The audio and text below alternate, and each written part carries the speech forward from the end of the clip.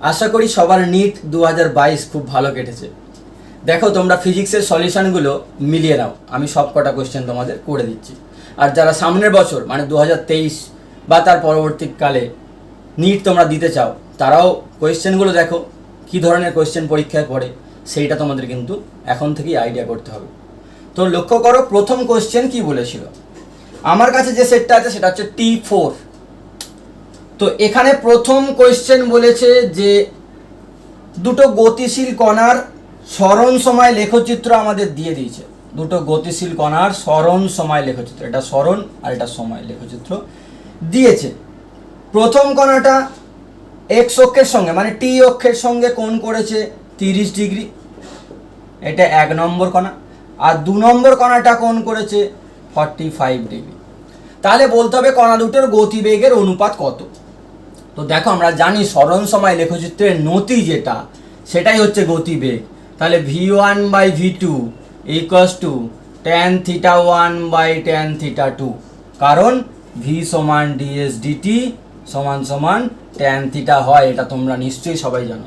তাহলে এখান থেকে tan 30 বাই tan 45 ডিগ্রি বসালে 1/√3, অর্থাৎ অপশান 3 হচ্ছে কারেক্ট আনসার। পরের কোশ্চেন 2 নম্বর কোশ্চেনে বলছে যে একটি তড়িৎ বর্তনীতে 100 ওহম আর 200 ওহম রোধ সমান্তরালে যুক্ত। কোনো একটা বর্তনীতে 100 ওহম আর 200 ওহম রোধ সমান্তরালে যুক্ত, এর মধ্যে দিয়ে কারেন্ট যাচ্ছে। হ্যাঁ, তাহলে বলতে হবে যে এদের মধ্যে উৎপন্ন তাপীয় শক্তির অনুপাত, এই দুটো রোধের মধ্যে যে তাপীয় শক্তি উৎপন্ন হচ্ছে তাদের অনুপাত। তো আমরা জানি তাপীয় শক্তি বা তাপের সূত্র H ইকুয়ালস টু v²/RT, তাই না? এটাই ফর্মুলা ছিল, মনে করে দেখো। তাহলে H 100 by H 200 equals to, সমান্তরালে আমরা জানি বিভব ধ্রুবক থাকে, বিভব প্রভেদ ধ্রুবক থাকে, তার মানে এটা আর এর সঙ্গে ব্যস্তানুপাতিক সম্পর্ক, তার মানে ওপরে 200 হবে আর নিচে 100 হবে। তাহলে আনসার হবে 2 এর 1। তার মানে এখানে অপশান হয়ে গেল দেখো 1-এরটা, মানে 2:1, অপশান 1 হচ্ছে কারেক্ট আনসার। এবারে চলো 3-এর দাগের প্রশ্ন। দেখো 3-এর দাগের প্রশ্নে বলছে একটি আলোকরশ্মি 60 ডিগ্রি কোণে, একটি আলোকরশ্মি 60 ডিগ্রি কোণে কোণে √3 প্রতিসরাঙ্ক বিশিষ্ট একটা কাঁচের তলের ওপর আপতিত হলো। তাহলে এইটা হচ্ছে কাঁচ, এর প্রতিসরাঙ্ক √3, বাইরেটা বায়ু মাধ্যম, এখানে 60 ডিগ্রি কোণে আপতিত হয়েছে। তাহলে তোমাকে বলতে হবে যে এখানে প্রতিসৃত রশ্মি এবং প্রতিফলিত রশ্মি, কাঁচ থেকে আমরা জানি একটা রশ্মি প্রতিফলন হবে, এটা হবে 60 ডিগ্রি, আর একটা রশ্মি ভিতর দিকে ঢুকে যাবে।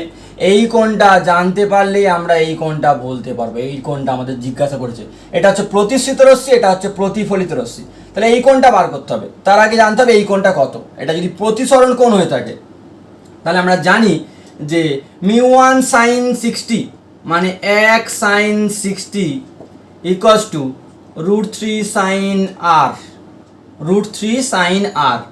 তাহলে এখান থেকে sin 60 হচ্ছে √3/2 সমান √3 sin r, তাহলে r সমান হচ্ছে 30 ডিগ্রি। এটা যদি 30 ডিগ্রি হয়ে থাকে, এটা যদি 60 ডিগ্রি হয়ে থাকে, তাহলে এটা হয়ে গেল আমার 90 ডিগ্রি।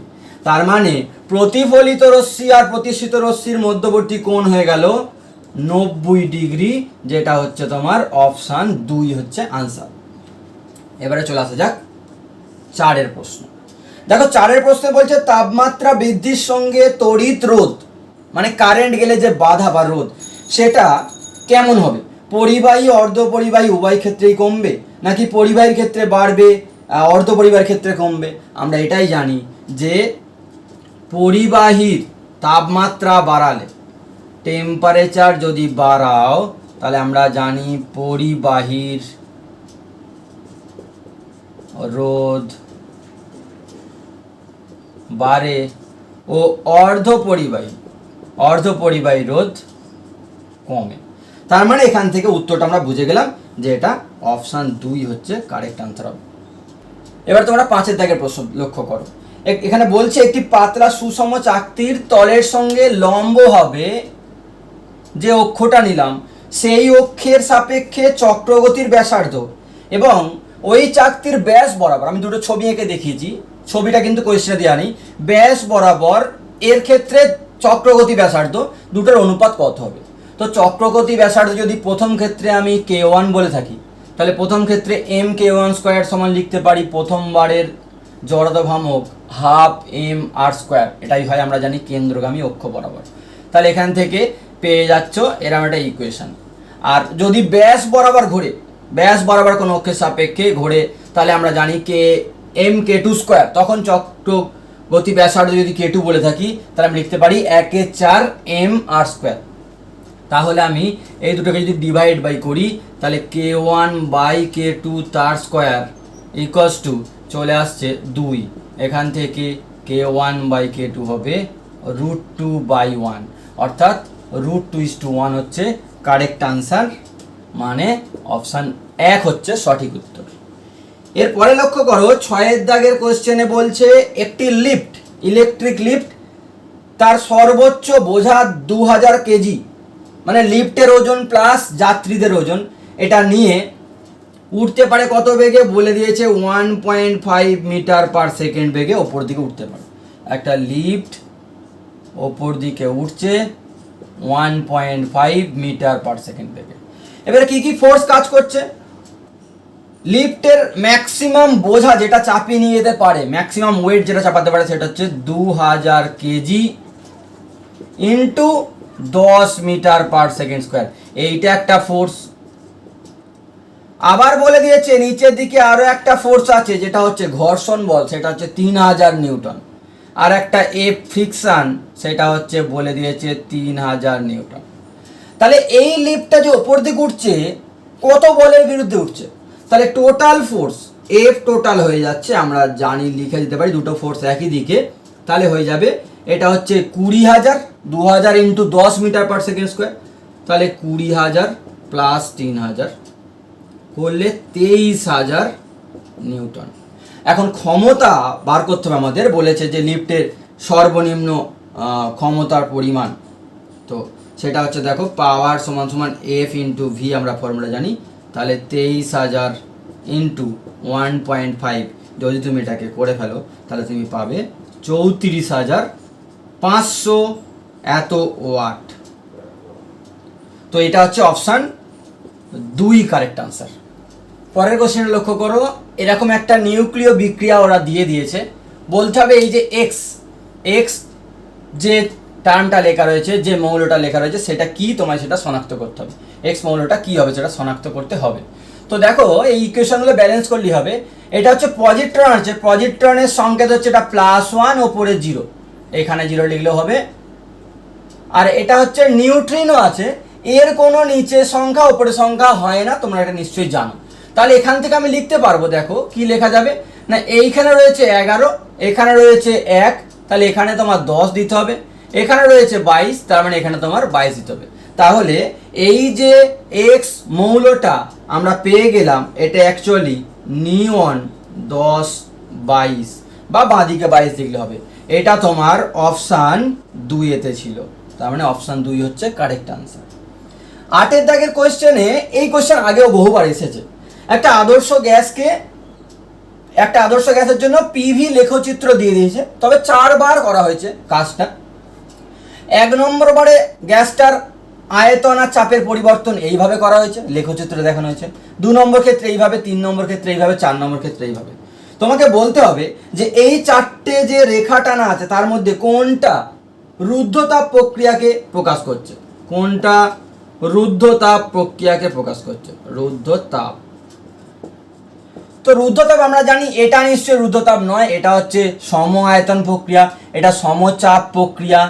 আর রুদ্ধতাপ প্রক্রিয়া আমরা জানি বেশি স্লোপটা বেশি খাড়াই হয়, তো 2 নম্বরটা স্লোপ বেশি খাড়াই, অ্যাকচুয়ালি 2 নম্বরটাই হচ্ছে রুদ্ধতাপ প্রক্রিয়া, মানে এই দুইটা রুদ্ধতাপ প্রক্রিয়া 2 নম্বরটা। এটা তোমার অপশান এ 1 নম্বরে ছিল, এটা ছিল অপশান 1-এ এই আনসারটা, এটা রুদ্ধতাপ প্রক্রিয়া, এটাই হচ্ছে correct answer.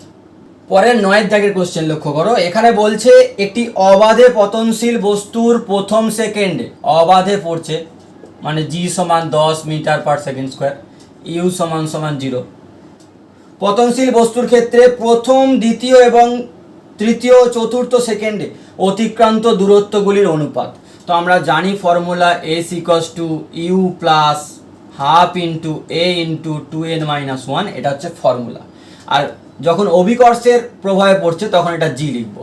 Are starting velocity 0 হওয়ার জন্য আমি ইউটাকে 0 করে দিলাম, তাহলে এস এর ফর্মুলা হয়ে গেল এটা।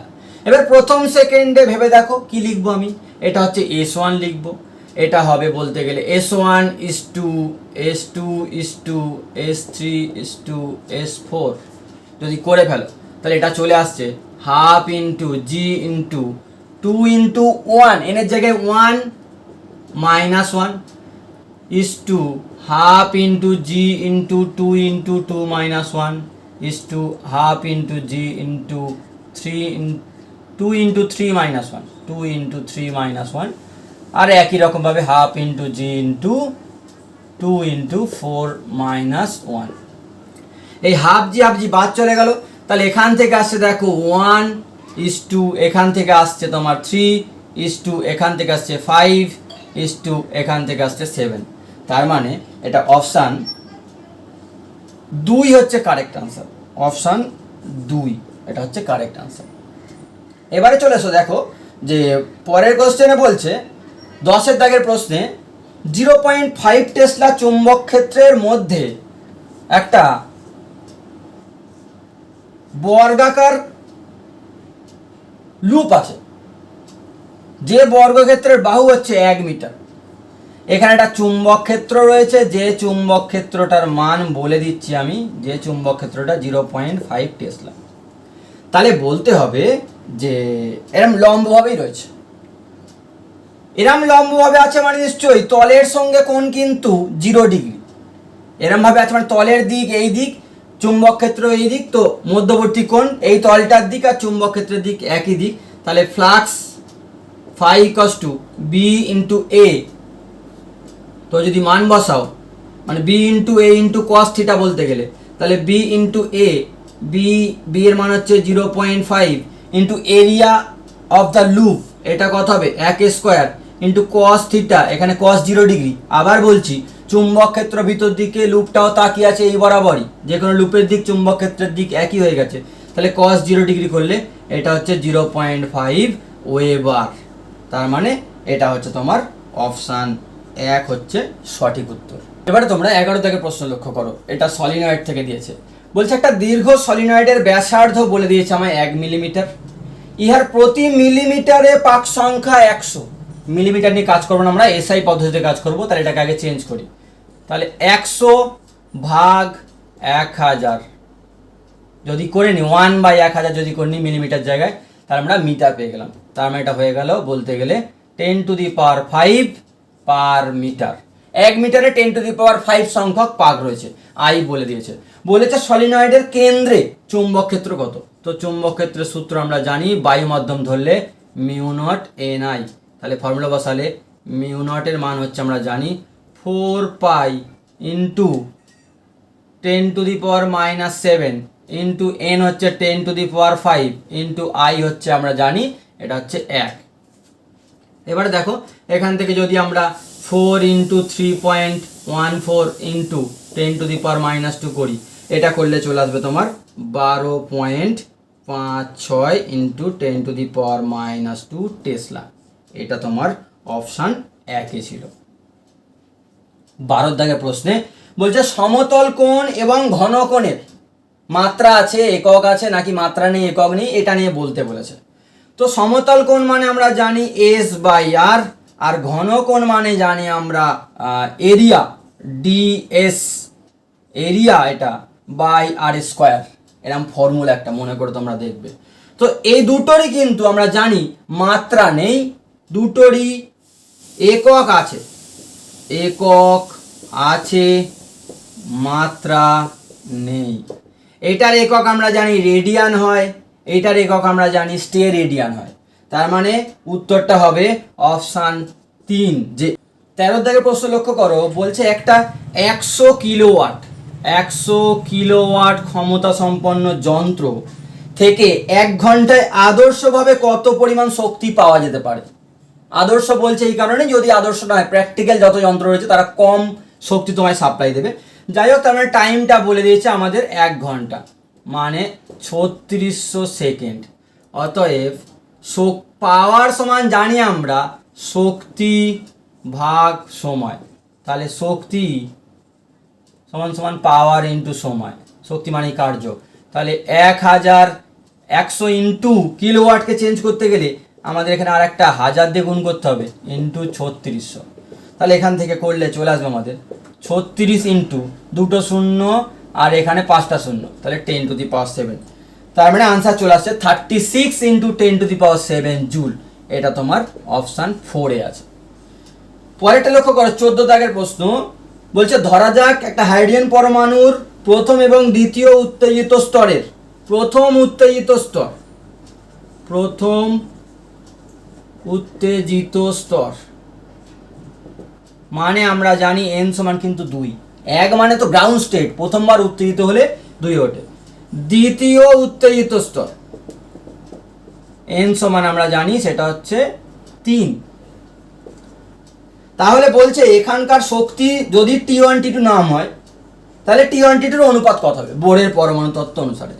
তো গতি শক্তির যে সূত্র, ইলেকট্রনের যে শক্তি তার সূত্রটা আমরা একবার লিখে ফেলি, -13.6 বাই n²। হাইড্রোজেন পরমাণুর ক্ষেত্রে এত ইলেকট্রন ভোল্ট এরম আকারে হয়, মানে আমরা লিখতে পারি E সমানুপাতিক n²। তার মানে প্রথম উত্তেজিত স্তরের শক্তি ডিভাইড বাই দ্বিতীয় উত্তেজিত স্তরের শক্তি সমান ওপরে 3² ডিভাইড বাই 2² মানে 9/4 মানে 9:4। তার মানে অপশান হচ্ছে 3 কারেক্ট আনসার। এবারে তোমার 15 দাগের প্রশ্নটা দেখো, বলছে ইয়ংয়ের দ্বিরেখা ছিদ্র পরীক্ষায় 600 ন্যানোমিটার তরঙ্গ দৈর্ঘ্যের আলো ব্যবহার করলে পর্দায় যে অংশের মধ্যে একটি ছাত্র 8টি পটি দেখতে পেল, যদি তরঙ্গ দৈর্ঘ্য পাল্টে এখানে পাওয়া গেছে 8টি পটি, যদি তরঙ্গ দৈর্ঘ্য পাল্টে 400 ন্যানোমিটার করে দেওয়া হয় তাহলে কটা পটি পাওয়া যাবে? এটা প্রশ্ন। প্রথমবারে 8টা পটি, পরের বারে কটা পটি পাওয়া যাবে? তো আমরা এটা জানি যে প্রথমবারে যতগুলো পাওয়া গেল n1 into λ1 equals to n2 into λ2 এটা হয়। তো এখান থেকে আমরা n2 পাবো বলতে গেলে n1 λ1 বাই λ2। n1 হচ্ছে 8, λ1 হচ্ছে 600 ডিভাইড বাই 400, 0 0 কাটলো, এটাতে কাটলে 2 করলে 12টি পটি কিন্তু পাওয়া যাবে। তার মানে এটার অপশান হচ্ছে 3। এবারে চলে আসা যাক 16 দাগের প্রশ্ন। বলছে m ভরের একটি গোলা প্রথমে স্থির অবস্থায় ছিল, এটা বিস্ফোরণে 3টে টুকরো হয়ে গেল যাদের ভরের অনুপাত 2:2:1। এটা ভেঙে গিয়ে 3টে টুকরো হয়েছে 2:2:1। তার মানে একজনের ভর যদি 2x হয়, আর একজনের 2x, আর একজনের x, এই 3টে ভরে হয়েছে। যদি সমান ভরের টুকরো দুটি পরস্পরের সঙ্গে 90 ডিগ্রি কোণে যায়, এদিকে একটা ভর গেছে যেটা 2x, এদিকে একটা ভর গেছে যেটাও 2x, এদের মধ্যে কোণ হচ্ছে 90 ডিগ্রি, তাহলে 3 নম্বর যে হালকা ভরটা রয়েছে তার গতিবেগ কত হবে? আমরা ভরবেগের সংরক্ষণ সূত্রানুসারে এটা বলতে পারি, এদের দুজনের যে মিলিত ভরবেগ হবে তার ঠিক উল্টো দিকে যাবে 3 নম্বরটা, তবেই কিন্তু ব্যালেন্স হবে। তাহলে এদের দুজনের ভরবেগ হচ্ছে, এদের দুজনেরই বেগ বলে দিয়েছে যে v, এদের দুজনেরই বেগ v, তাহলে এর বেগও v, এর বেগও v। তাহলে এদের দুজনের মিলিত ভরবেগ 3 নম্বর কণাটা এই দিকে যাবে, হালকা কণাটা যার ভর x হবে, এর গতিবেগ v সমান জিজ্ঞাসা। তাহলে আমি লিখতে পারি যে √ওভার এই দুটোর যে মিলিত ভরবেগ সেটা হচ্ছে 2xv তার স্কোয়ার প্লাস 2xv তার স্কোয়ার ইকুয়ালস টু, এরা দুজন মিলে যেদিকে পাঠাবে এর একার ভরবেগ সেটাই হবে। এখান থেকে v সমান হয়ে যাবে দেখো 2√2v, এটা হচ্ছে 3 নম্বর যে পার্টিকেল, যেটা হালকা পার্টিকেল, তার গতিবেগ হবে এটা। এটা তোমার অপশান 2 তে ছিল। পরের কোশ্চেন 17 দাগে দেখো, একদম সহজ প্রশ্ন, এটা সবাই নিশ্চয়ই পেরেছে। বলছে তড়িৎ বলরেখা ও সমবিভব তলের মধ্যে কোণ কত? আমরা প্রমাণটা প্রত্যেকেই করেছি যে 90 ডিগ্রি কোণে থাকে। তো এটা অপশান 2 ছিল, তো সেটা হচ্ছে অপশান 2 আনসার। এবারে 18 দাগের প্রশ্ন দেখো, বলছে নিউ এবং নিউ/2 কম্পাঙ্কের দুটো রশ্মি মানে আলোক রশ্মি বা আলোক তরঙ্গ যদি কোনো আলোক তড়িৎ মাধ্যমে কোনো বস্তুর উপর পড়ে, তাহলে নিবৃত্তি বিভব যথাক্রমে VS/2 এবং VS হয়েছে, মানে স্টপিং পোটেনশিয়াল। তার মানে ওদের সমীকরণ অনুযায়ী এইচ নিউ যখন শক্তি নিয়ে একটা আলো বা ফোটন পড়েছে, তখন আমি লিখতে পারি +EVS/2। আর পরের বারে বলছে যখন কম্পাঙ্কটা হয়ে গেছে অর্ধেক, তখন কার্যপেক্ষক তো চেঞ্জ হবে না, বলছে স্টপিং পোটেনশিয়াল বেড়ে গেছে। দেখো এখানে কোয়েশ্চেনটা ভুল আছে। যখন কম্পাঙ্ক কমে গেছে মানে শক্তি কমে গেছে, তাহলে তার থেকে নিঃসৃত হওয়া ইলেকট্রনগুলোর শক্তি কম, তাহলে স্টপিং পোটেনশিয়াল কম লাগার কথা। সেই হিসাবে কোয়েশ্চেনটা কিন্তু ভুল আছে। এটার নাম্বার নিশ্চয়ই তোমরা সবাই পেয়ে যাবে। এবারে 19 দাগের প্রশ্ন লক্ষ্য করো, একদম টেক্সট বুকের প্রশ্ন, যে কোনো বইতে এই প্রশ্নটা আছে। 3টে ছবি দিয়েছে, 3টে ব্যাটারির মাধ্যমে প্রত্যেক ক্ষেত্রে 2টো করে পিএন সংযোগ ডায়োডকে লাগানো আছে। তো বলতে হবে কোন ক্ষেত্রে, মানে কোন দুটো ক্ষেত্রে। এটা হচ্ছে তোমার ক্ষেত্র 1, এটা হচ্ছে এ, এটা বি, এটা সি। এই 3টে ক্ষেত্রের মধ্যে কোন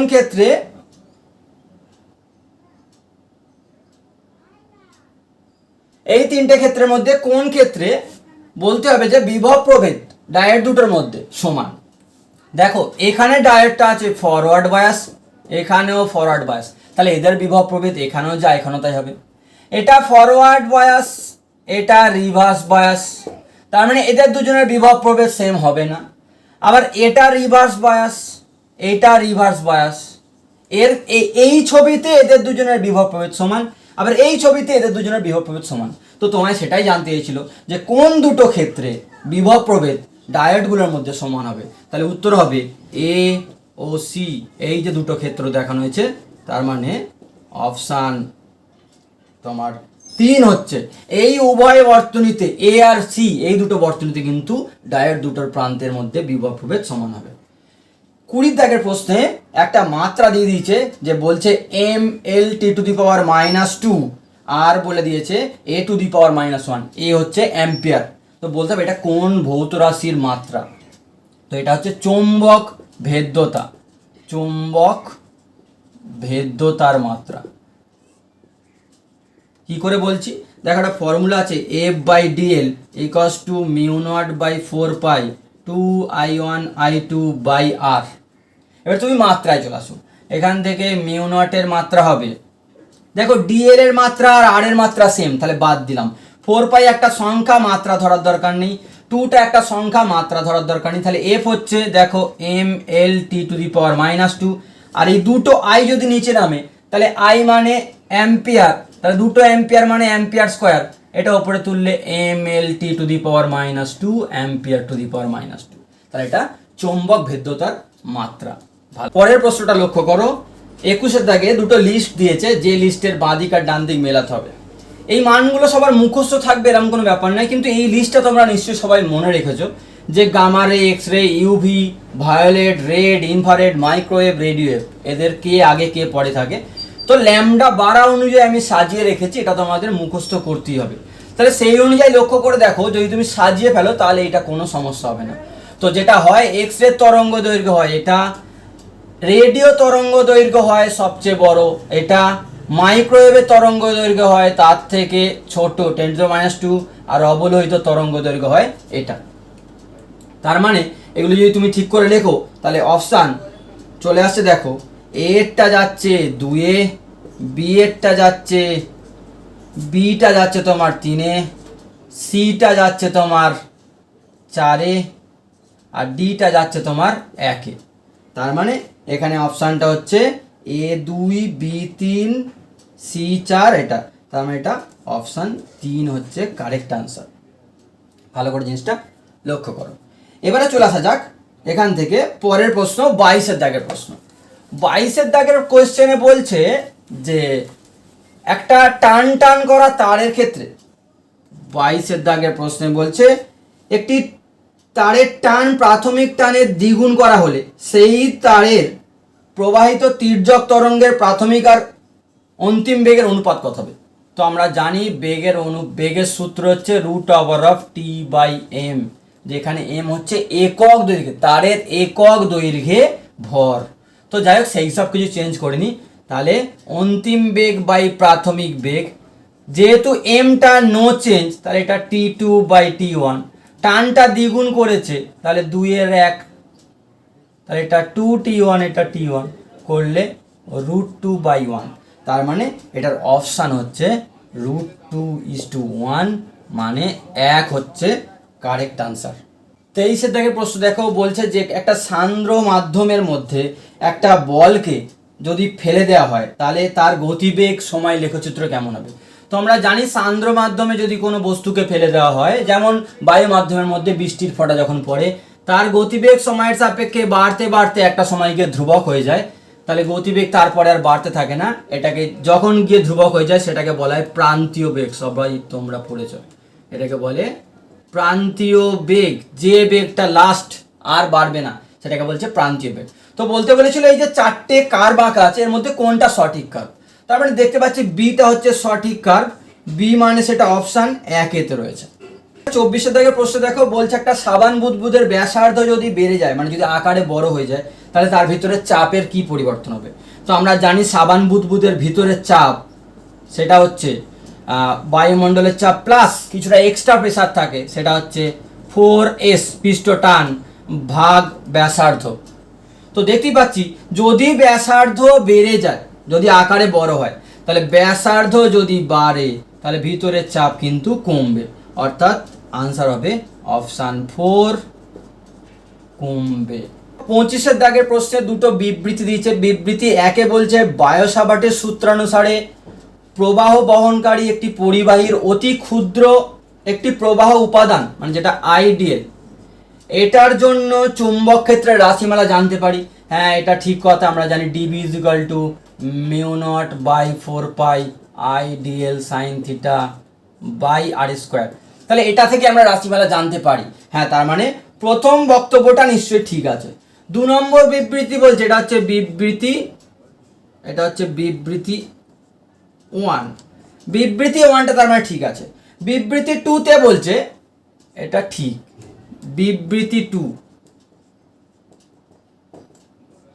বিবৃতি 2তে বলছে বায়ো-সাভার্ট সূত্র কুলম্বের কিউ আধানের বিষম বর্গীয় সূত্রের অনুরূপ, মানে বলছে কুলম্ব সূত্রের অনুরূপ, যেখানে প্রথম সূত্রটি স্কেলার উৎস আইডিএল দ্বারা সৃষ্ট ক্ষেত্রের সঙ্গে সম্পর্কিত, কিন্তু দ্বিতীয় সূত্রটা বলছে ভেক্টর উৎস, সূত্রটি ভেক্টর উৎস কিউ এর সঙ্গে সম্পর্কিত, কিন্তু বায়ো-সাভার্টের কোনো সূত্রই কিন্তু কিউ এর সঙ্গে সম্পর্কিত নয়। তো তার মানে আমি এখান থেকে বুঝতে পারছি অপশান 2 হচ্ছে সঠিক আনসার। অপশান 2, যে বিবৃতি 1টা কারেক্ট আর বিবৃতি 2টা কিন্তু রং স্টেটমেন্ট আছে। এবারে চলে আসা যাক 26 দাগের প্রশ্ন। বলছে সমকৌণিক ত্বরণে ঘূর্ণায়মান একটি গতি নিয়ামক চক্রের, মানে একটা চাকা আছে মধ্যে কথা, চক্রের কৌণিক বেগ বলে দিয়েছে যে 16 সেকেন্ডে, কৌণিক বেগ 16 সেকেন্ডে চেঞ্জ হয়ে কি হয়েছে না 1200 আরপিএম থেকে 3120 আরপিএমে পরিণত হয়েছে। তাহলে প্রথমবারের কম্পাঙ্ক হচ্ছে 1200 আরপিএম, এটাকে যদি তুমি চেঞ্জ করো তাহলে 1200/60 করলে চলে আসবে তোমার এত আরপিএস। আর পরের বারে হয়ে গেছে 3120 আরপিএম, এটাকে চেঞ্জ করলে চলে আসবে 3120/60 আরপিএস। আরপিএস করাটা খুব দরকার ছিল। এবারে আমরা জানি যে কৌণিক ত্বরণের সূত্র হচ্ছে আলফা সমান ω2 - ω1/T। এটা 16 সেকেন্ডে চেঞ্জ হয়েছে বলে দিয়েছে। তাহলে ω2 হচ্ছে 2πn2 - 2πn1, যদি কমন নিয়ে নিই তাহলে 2πn2 - n1/T মানে 16। এবার যদি বসাও 2π/16 ইন্টু এইখান থেকে 60 যদি কমন নাও নিচে আর ওপরে আসবে 3120 মাইনাস 1200। এখান থেকে তুমি যদি এটা হিসেব নিকেশ করো তাহলে তোমার আনসার আসবে 4 পাই। অর্থাৎ এটার অপশান হচ্ছে 1 হচ্ছে কারেক্ট আনসার। এবারে 87 দাগের প্রশ্ন লক্ষ্য করো, বলছে একটি উভু উত্তল লেন্স যার প্রত্যেকটা তলের বক্রতা ব্যাসার্ধ বলেছে 20 সেন্টিমিটার। আমি এটাকে 1 নম্বর তল বললাম, এটাকে 2 নম্বর তল বললাম, দুটোরই ব্যাসার্ধ বলেছে 20 সেন্টিমিটার। এবার আমরা জানি চিহ্নের নিয়ম অনুসারে একটা হবে পজিটিভ, একটা হবে নেগেটিভ। যদি এদিক দিয়ে আলো যায় তাহলে এই তলটার ব্যাসার্ধ হবে পজিটিভ আর ওই তলটার ব্যাসার্ধ হবে নেগেটিভ।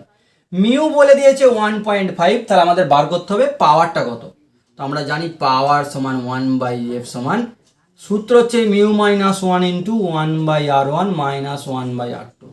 তাহলে 1.5 মাইনাস 1 ইন্টু 1/20 প্লাস 1/20, খেয়াল রাখবে এটা। তাহলে এখান থেকে চলে আসছে 0.5 ইন্টু এটা হয়ে যাচ্ছে 2/20, হিসেব করলে চলে আসছে এটা 5 দুগুণে 10, তার মানে 1/20 এত সেন্টিমিটার ইনভার্স। একে তুমি যদি ডায়াপ্টারে কনভার্ট করো তাহলে চলে আসবে 100/20 ডায়াপ্টার বা মিটার ইনভার্স, তার মানে চলে আসছে 5 ডায়াপ্টার। 5 ডায়াপ্টার তোমরা কিন্তু অপশান 2তে পাবে। অপশান 2 হচ্ছে কারেক্ট আনসার এই কোয়েশ্চেনটার জন্য। এবারে চলে আসা যাক যে 28 দাগের প্রশ্ন। 28 দাগের প্রশ্নে বলছে যখন আলো কোনো এক মাধ্যম আলো একটি বস্তু মাধ্যমের মধ্যে দিয়ে প্রবাহিত হয় যার আপেক্ষিক তড়িৎভেদ্যতা বলে দিয়েছে এপসাইলন আর, মানে এপসাইলন বাই এপসাইলন নট হচ্ছে এপসাইলন আর। আর আপেক্ষিক চৌম্বক ভেদ্যতা বলে দিয়েছে মিউ আর, সেটা হচ্ছে মিউ বাই মিউ নট। তাহলে বলতে হবে ওই মাধ্যমের গতিবেগ আলোর সেটা কেমনভাবে লেখা যাবে।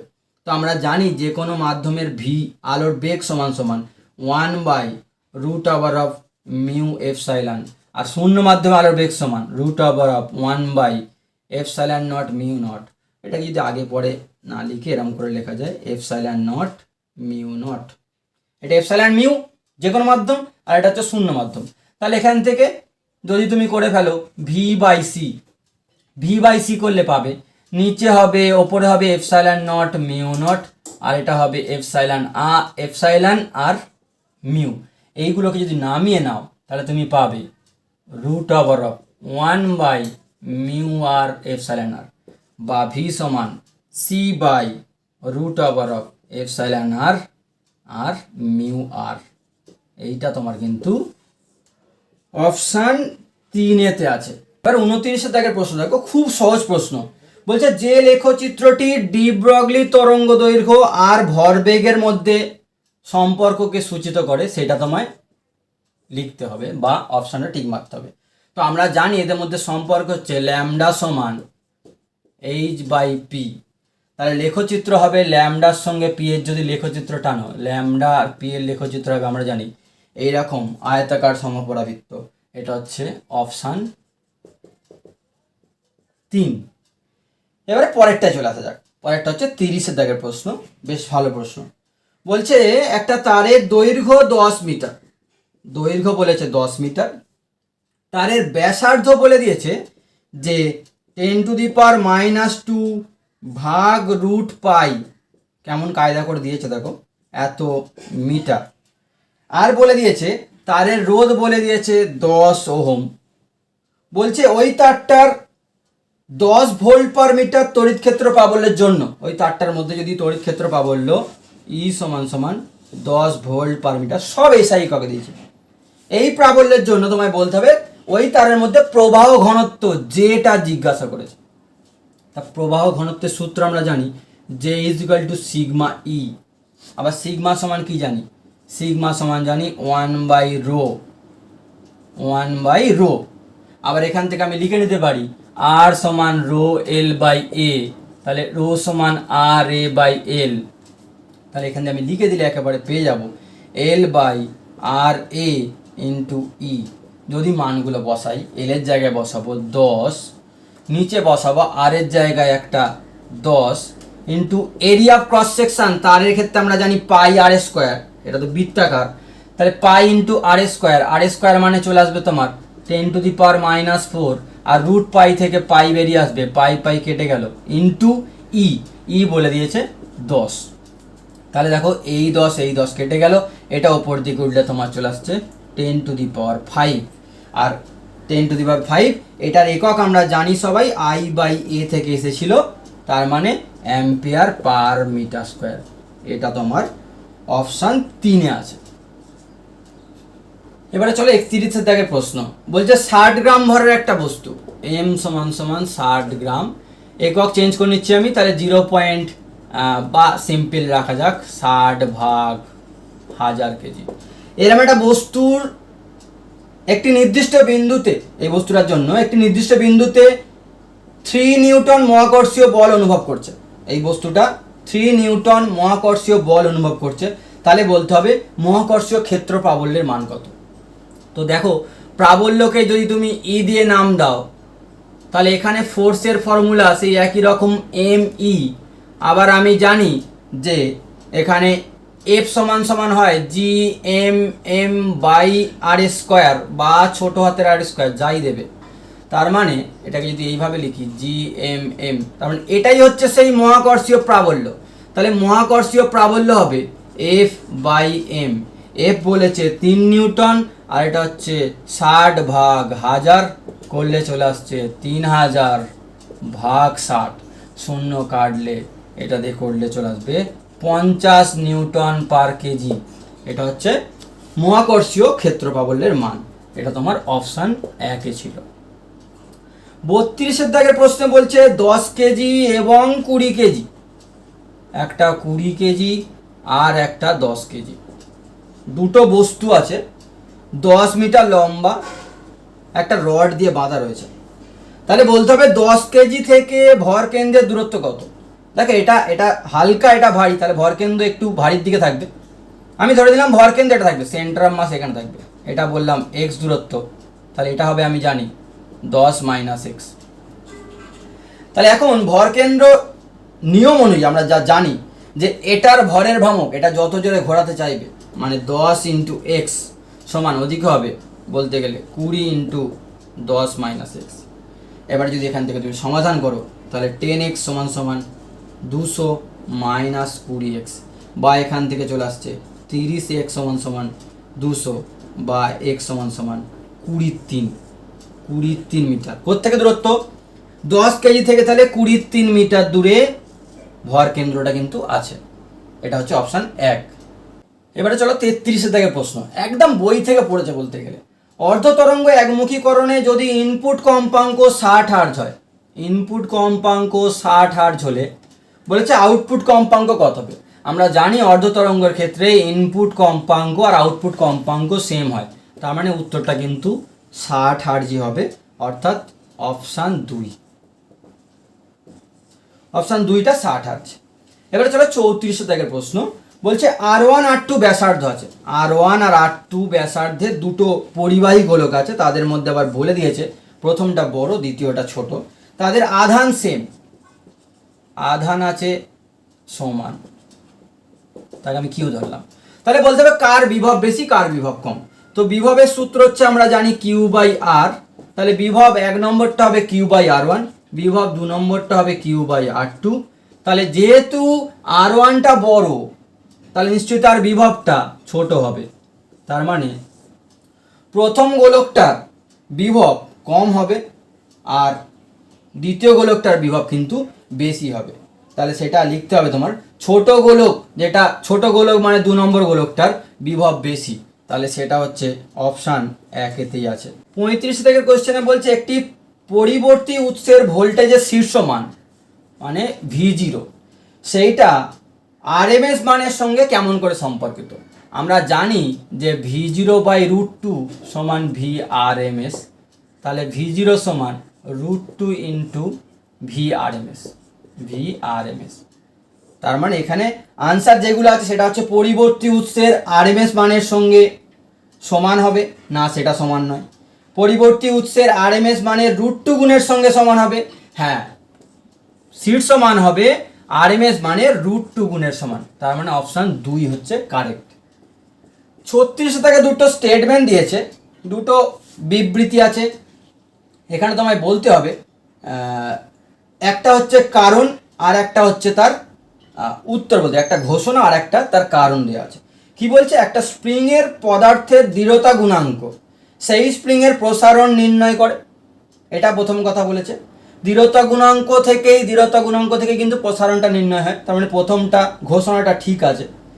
কারণ হিসাবে বলছে তামার তৈরি স্প্রিংয়ের বিস্তারিত শক্তি বা টেনসাইল স্ট্রেংথ একই মাপের ইস্পাতের তৈরি স্প্রিংয়ের চেয়ে বেশি হবে, এটা কিন্তু ভুল আছে।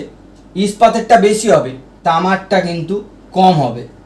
তাহলে সেখান থেকে আমরা লিখতে পারি অপশান 3 হচ্ছে কারেক্ট আনসার, যেটা অপশান 2 হচ্ছে কারেক্ট, যে অ্যাসারশন যেটা হচ্ছে বক্তব্য বা ঘোষণাটা, এটা সঠিক, কিন্তু যেটা কারণ দিয়েছে এটা সঠিক নয়। 37 দাগের কোয়েশ্চেনে একটি শ্রেণী সমবায়ে এলসিআর বর্তনীতে আবেশাঙ্ক বলে দিয়েছে, ধারকত্ব বলে দিয়েছে, রোধ বলে দিয়েছে, এসি ভোল্টেজ যেটা সেটা বলে দিয়েছে যে 200 সাইন 100 টি এত ভোল্ট। এটাই আসল কাজে লাগবে, বাকিগুলো বেকার দিয়েছে, কোনো কাজে লাগবে না। বলছে অনুনাদি কম্পাঙ্কটা কত হবে? অনুনাদি কম্পাঙ্ক হবে এই ভোল্টেজটার যে কম্পাঙ্ক, এই যে তড়িৎচালক বলটার যে কম্পাঙ্ক, পরিবর্তী তড়িৎচালক বল, সেটার সঙ্গে যখন সমান হবে আমরা জানি তখনই হবে। তো দেখো এখান থেকে লিখতে পারবো আমরা, তার মানে নিউ জিরো সমান নিউ, এর কম্পাঙ্ক এই জায়গাটায় থাকার কথা আমরা জানি যে, এই জায়গায় থাকার কথা আমরা জানি যে ওমেগা টি, তার মানে এটা ওমেগা যদি এটা হয় তাহলে ওমেগা বাই 2 পাই, এটা করলে আমরা পাবো তবে অনুনাদি কম্পাঙ্কটা।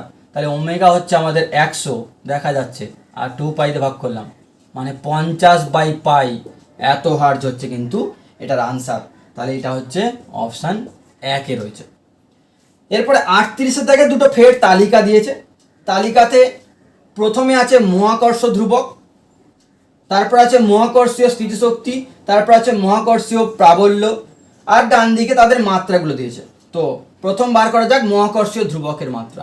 মহাকর্ষীয় ধ্রুবকের মাত্রা হবে, দেখো আমরা জানি যে F into R square by m1m2, G m1m2 by R square, সেখান থেকে তার মানে এখান থেকে পেয়ে যাবো mLT⁻² into L square divide by M square, দুটো এম রয়েছে, তাহলে এখানে চলে আসবে m⁻⁻1 L⁻3 T⁻², এটা হচ্ছে জি। তার মানে জিটা যাচ্ছে কোথায়, এটা কার মাত্রা ভালো করে চেক করে নাও, এটা হচ্ছে লেখা রয়েছে অপশান 2-তে। অপশান 2 বলতে তালিকা 2-এর 2 নম্বরেতে রয়েছে। তারপরে চলে আসা যাক মহাকর্ষীয় প্রাবল্য। মহাকর্ষীয় প্রাবল্য মানে একটু আগে বলেছি G M by R square, মানে এটাই অ্যাকচুয়ালি সেই জি, এটার মাত্রা আমরা জানি L⁻², তার মানে এটা হয়ে যাচ্ছে অপশান 3, মহাকর্ষীয় প্রাবল্য হচ্ছে অপশান 3-এ রয়েছে। একইভাবে যদি তুমি মহাকর্ষীয় ধ্রুবক, মহাকর্ষীয় বিভবটা করো, মহাকর্ষীয় বিভব হবে জি এম বাই আর, তাহলে এটাতে চলে আসবে তোমার জি এম বাই আর করলে এখানে আর একটা এল দিয়ে বাদ যাবে, মানে L² T⁻², এটা হবে মহাকর্ষীয় বিভব। তাহলে এটা হয়ে যাচ্ছে তোমার, দেখো অপশান 1, মানে স্তম্ভ 2-এর 1-এতে। এবার যদি তুমি মেলাও, বাকি আর 4 নম্বরটা করার দরকার নেই। এবারে যদি তুমি মেলাও তাহলে এটা যাচ্ছে তোমার মহাকর্ষীয় ধ্রুবক যাচ্ছে 2-এতে, তারপরে যাচ্ছে মহাকর্ষীয় স্থিতিশক্তি, যদি করো তুমি স্থিতিশক্তি, মহাকর্ষীয় স্থিতিশক্তির সেটা আসবে পোটেনশিয়াল এনার্জি, সেটা হচ্ছে জি এম এম বাই আর, মানে সেটা mL² T⁻², শক্তি মানে তো কার্য, তার সূত্র আসবে। এটা কোথায় যাচ্ছে সেটাও করে নিলাম, এটা যাচ্ছে তোমার 4-এ, তাহলে বিটা যাচ্ছে 4-এ, সিটা যাবে মহাকর্ষীয় বিভব যাবে 1-এ, আর ডিটা যাবে, লক্ষ্য করে দেখো যে সেটা হচ্ছে মহাকর্ষীয় প্রাবল্য, লাস্ট হচ্ছে মহাকর্ষীয় প্রাবল্য, সেটা যাচ্ছে 3-এ। তাহলে এটা 3, তাহলে এটা অপশান 1-এ যাচ্ছে। পরের কোশ্চেন লক্ষ্য করো, 39 থেকে প্রশ্নে বলছে 900 পিকোফ্যারাড, এটা হচ্ছে 900 পিকোফ্যারাডের একটা ধারক আছে যেটাকে 100 ভোল্টে আহিত করা হয়েছে। তারপর ব্যাটারি থেকে খুলে নিয়ে গিয়ে আর একটা 900 পিকোফ্যারাড ধারকের সঙ্গে যুক্ত করা হয়েছে। তাহলে 900 পিকোফ্যারাডটা প্রথমে 100 ভোল্ট পেল, এইটা যদি 900 পিকোফ্যারাডের সঙ্গে জুড়ে দেওয়া হয় মানে এর ধারকত্ব সি, এর ধারকত্ব সি, এর বিভব হচ্ছে 100 ভোল্ট, তাহলে এখন সাধারণ বিভব হবে সেই প্রথমবারে একটা ধারক আহিত ছিল মানে C V plus 0 divide by C plus C যদি করো তাহলে এটা হবে ভি বাই 2 মানে 50 ভোল্ট। এটা হচ্ছে এখন দুজনের বিভব। তাহলে এখন বর্তনীতে এই মোট শক্তি, সঞ্চিত শক্তি সেটা কত হবে না, মোট সঞ্চিত শক্তি হয়ে যাবে half C VC square plus half C VC square, মানে হাফ ইন্টু দুটো সি ইন্টু ভিসি স্কোয়ার। কেটে গেল, এখানে যদি মান বসাও 900 into 10⁻⁻12 into 50 square 2.25 into 10⁻⁻6 joule. এটা তুমি হাতে নিশ্চয়ই করতে পারবে। তো এটা হচ্ছে অপশান 2 আছে। এবারে চলে আসা যাক 40-এর দাগের প্রশ্ন। 40-এর দাগের প্রশ্নে একটা আয়তক্ষেত্রের বাহুর দৈর্ঘ্য বলেছে 55.3 মিটার আর প্রস্থ বলেছে 25 মিটার। তো এটার ক্ষেত্রফল তোমাকে এখন বার করতে হবে। তো ক্ষেত্রফলের সূত্র আমরা জানি এল ইন্টু বি। যদি এই গুণটা তুমি করো তাহলে পাবে হচ্ছে, এটা করলে পাবে 13.82.5 মিটার স্কোয়ার। এবার আমাদের নিয়ম অনুযায়ী তাৎপর্যপূর্ণ অঙ্ক সংখ্যা যদি লিখতে হয় তাহলে এটাকে আমি, এখানে দুটো সংখ্যা রয়েছে তো তাৎপর্যপূর্ণ অঙ্কের নিয়মে গুণের নিয়ম যা ছিল সেখানে এটাকে তোমায় 13.825 ইন্টু 10⁻² যদি লেখো, তারপরে যদি এটাকে রাউন্ড অফ করো, কারণ তোমায় তাৎপর্যপূর্ণ অঙ্ক সংখ্যায় লিখতে গেলে এখানে দুটো সংখ্যাই রাখা যাবে, তাহলে রাউন্ড অফ করলে 14 ইন্টু 10⁻² মিটার স্কোয়ার। এটা হচ্ছে তোমার অপশান 3-এ আছে আনসার। এবারে 41-এর দাগের প্রশ্ন দেখো, বলছে একটা 1000 পাক বিশিষ্ট, মানে পাক সংখ্যা বলে দিয়েছে 1000টা, আর 10 মিটার গড় ব্যাসার্ধ বলে দিয়েছে 10 মিটার। একটা বৃত্তাকার কুণ্ডলী যেটা ঘুরছে 2 রেড পার সেকেন্ড এই স্পিডে, সেটা অনুভূমিক ব্যাসের সাপেক্ষে ঘুরছে। পৃথিবীর চৌম্বক ক্ষেত্রের উলম্ব উপাংশ ম্যাগনেটিক ফিল্ডটা বলে দিয়েছে, যেটা ওই লুপটার মধ্যে দিয়ে ফুঁড়ে যাচ্ছে, সেটা হচ্ছে 2 ইন্টু 10⁻⁵ টেসলা।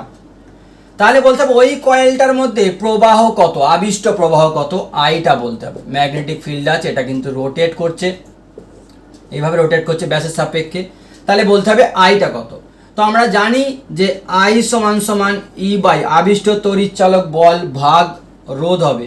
তো আবিষ্ট তড়িৎচালক বল ম্যাক্সিমাম কথা আমরা জানি সেটা হচ্ছে N/A বাই, তাহলে আর চললো।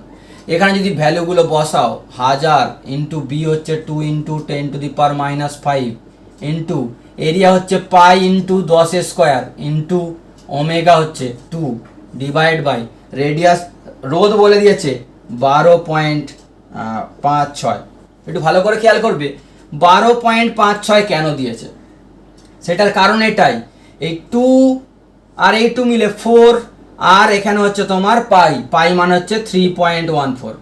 তো এই পাই 2 আর 2 এইগুলো মিললে কিন্তু 12.56 কাটাকুটি যাওয়ার জন্য দিয়েছে। জয়েন্টে সবসময় এইভাবেই আনসার দেয়। তাহলে করলে চলে আসছে এখানে 10⁻³ এখানে 10⁻² মানে 10⁵ আর -5 করলে চলে আসছে তোমার 1 অ্যাম্পিয়ার হচ্ছে এটার আনসার, মানে অপশান 2 হচ্ছে। তোমাকে বলতে হবে আউটপুট সিটা কেমন। তাহলে লক্ষ্য করো এখান দিয়ে গেছে এ, এখান দিয়ে গেছে বি, তাহলে এটাই এসছে এ ইন্টু বি বার, তাই না? আর এটাই এসছে এ বার ইন্টু বি, তাহলে এটা এসছে এ বার ইন্টু বি তার বার। এবার এখান থেকে সি কি হবে, এইগুলো গুণ করে দেবে, তার মানে এটা চলে আসছে এ ইন্টু বি তার বার ইন্টু এ বার ডট বি তার বার, এটা গুণ করেছে।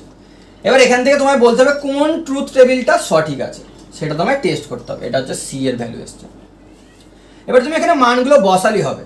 লক্ষ্য করো এ বি আর সি, যদি A0 B0 নাও, লক্ষ্য করে দেখো, যদি তুমি এখান থেকে A0 B0 নাও তাহলে কি আসছে, এ যদি 0 বসাও 0 ইন্টু 0 তার বার ইন্টু 0 বার ইন্টু 0 তার বার, এটা করলে 0 ইন্টু 0 0 মানে 1 ইন্টু, এটা করলে 0 বার 1 ইন্টু 0 0 তার বার করলে 1, তার মানে এটা প্রথম 0 0তে হবে 1।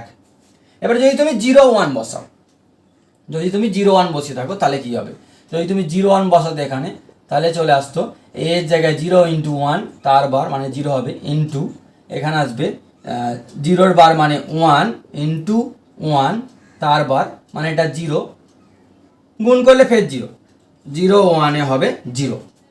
এবারে যদি তুমি বসাও 3 নম্বরটা, যে যদি 1 0 বসাও, যদি এর জায়গায় 1 বসাও ইন্টু 0 তার বার ইন্টু এর জায়গায় 1 তার বার ইন্টু 0 তার বার, তাহলে এর জায়গায় যদি 1 বসাই আর বি এর জায়গায় যদি 0 বসাই তাহলে এটা 0 বার হচ্ছে 1, এটা হচ্ছে 0 ইন্টু 0 0 বার হচ্ছে 1, তার মানে এটা হচ্ছে 1, তার মানে 1 চলে এলো, তাহলে 1 0 1 এলো।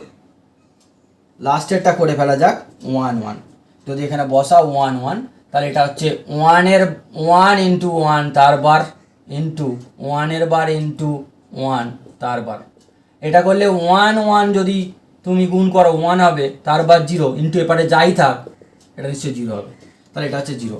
এইটা কোন অপশানে আছে সেটা খেয়াল করে টিক মেরে দাও, তার মানে 1 0 1 0 1 0 1 0 আছে, এটা হচ্ছে তোমার অপশান 2-এ, তার মানে অপশান 2 হচ্ছে এটার কারেক্ট আনসার, এটা হচ্ছে 42।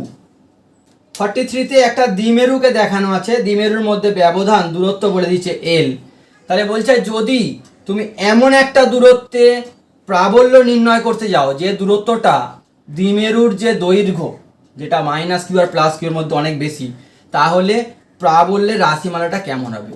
আমরা জানি অনেক দূরত্বে প্রাবল্যের রাশিমালা হয় 2p/r³, এটা যদি অক্ষ বরাবর নাও যে কোনো ক্ষেত্রেই তাই হবে, তো এখান থেকে তুমি লিখতেই পারো এটা হচ্ছে ই সমানুপাতিক 1/r³, মানে 1 অপশান 1 হচ্ছে কারেক্ট আনসার। এবারে চলো 44-এ বলছে যদি আন্তঃআণবিক বল বিলুপ্ত হয়ে যায়, মানে জলের অণুগুলো একে অপরকে ধরে রেখেছে, যদি বিলুপ্ত হয়ে যায় তাহলে কী হবে, জলটা গ্যাসে পরিণত হবে, তো তাহলে 4.5 কেজি জলের অণুগুলির আয়তন কত হবে। 4.5 কেজি যে জল সেটা তো একটা গ্যাসে পরিণত হবে যদি তাদের মধ্যে আকর্ষণগুলো শেষ হয়ে যায়, তাহলে সেটার আয়তন কত হবে। দেখো জলের মোলার ভর আমরা জানি 18 গ্রাম, 18 গ্রাম হচ্ছে মোলার মাস, তাহলে 4.5 কেজির মোলার মাস কত, এসটিপিতে বার করতে বলেছে, তাহলে মোল সংখ্যা হবে হচ্ছে 4.5